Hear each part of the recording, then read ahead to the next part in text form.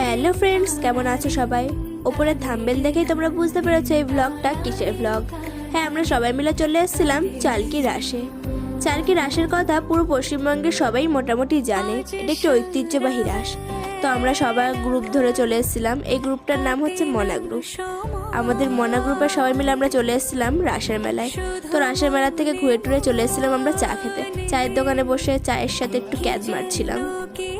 তো তারপর এখানে দেখো প্রোগ্রাম হচ্ছিল রাসের মেলায়। তো প্রোগ্রাম একটুখানি অল্প প্রোগ্রাম দেখে আমরা মেলার ভেতরে প্রবেশ করেছিলাম।